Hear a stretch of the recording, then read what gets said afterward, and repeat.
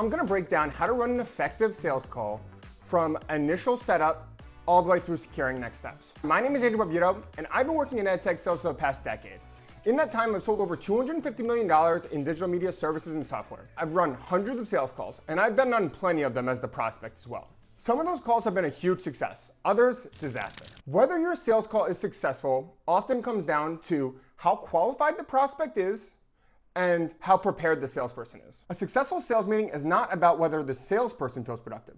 It's about whether the prospect does. And it all starts before the meeting even begins. Preparation is key. Before your call, you need to make sure that you're speaking to the right person, someone that you truly believe that you can help. Even the best salesperson cannot close a deal if the prospect is not qualified. This starts with targeting the right prospects that fit your ideal customer profile.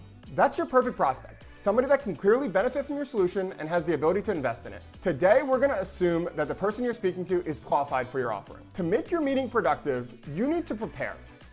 3 places that you should look before entering into any sales meeting is your CRM.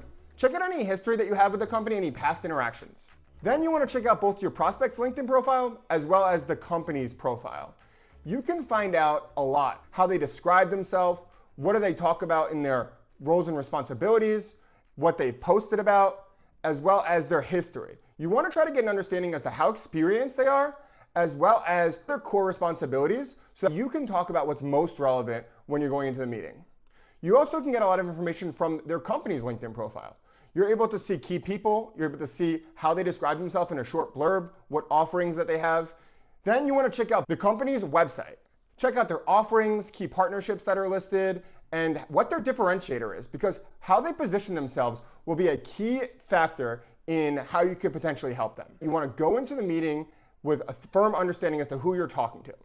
Once you've done your research, take one more step.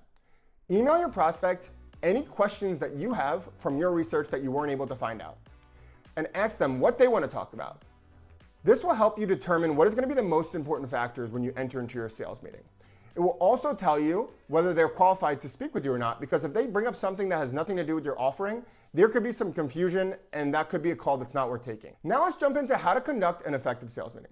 When your prospect joins the call, start with a smile, show genuine appreciation for their time, and try to build some initial rapport. Ask about their day, reference how you secure the meeting, talk about any past history that you're able to find out, and mention any sort of mutual connections. Then quickly establish credibility by referencing something that you found from your research.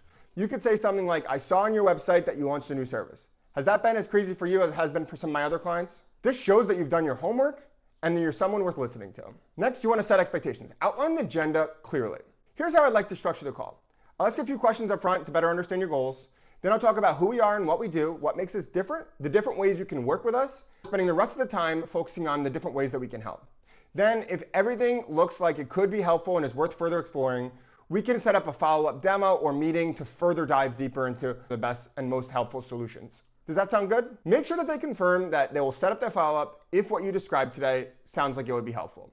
This will ensure that you're able to lock in those next steps once you've demonstrated personalized value. This will also make sure that the topics that you cover today are exactly what they would like to cover as well. Once you've set the agenda, you want to ask some of your initial questions. Think of your meeting more like a doctor's visit than a sales meeting. Doctors need to first diagnose their patients when they come in by asking some questions to get to the bottom of it. Then they prescribe the solution. Your initial questions should be focused on the prospect's goals, priorities, and challenges. Start broad and then get more specific. For example, you might want to say, what's your biggest challenge in this particular area? Always provide context for your questions. Frame it as, many of my clients are experiencing turnover due to burnout. Is that something you're experiencing? Adding that context shows that you're asking for a reason and that you have relevant experience. This not only builds credibility, but makes sure that your questions are relevant. Once you've gathered the information that you need to determine whether you can help them, it's time to present your solution. Always tie what you're telling them about to a challenge or goal that they mentioned. Say, you mentioned spending hours on reporting. This solution would automate that process for you, freeing up your time to focus on more strategic activities. This saves our clients up to 10 hours a week in reporting that they were previously allocating.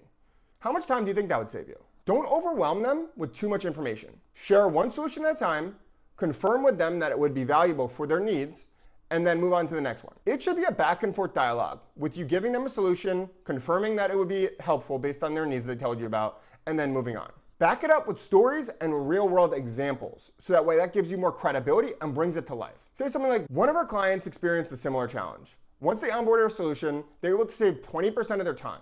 As you approach the end of the meeting, summarize the key areas of value that you discuss and confirm alignment. For example, it sounds like automating reporting and streamlining workflows would save you a lot of time. Is that right? Once they agree, lock in the next step. Great, why don't we set up a demo to show you what we've been discussing? When are you available? If you're unsure of the next step, ask them. Say, so this sounds like this would be helpful.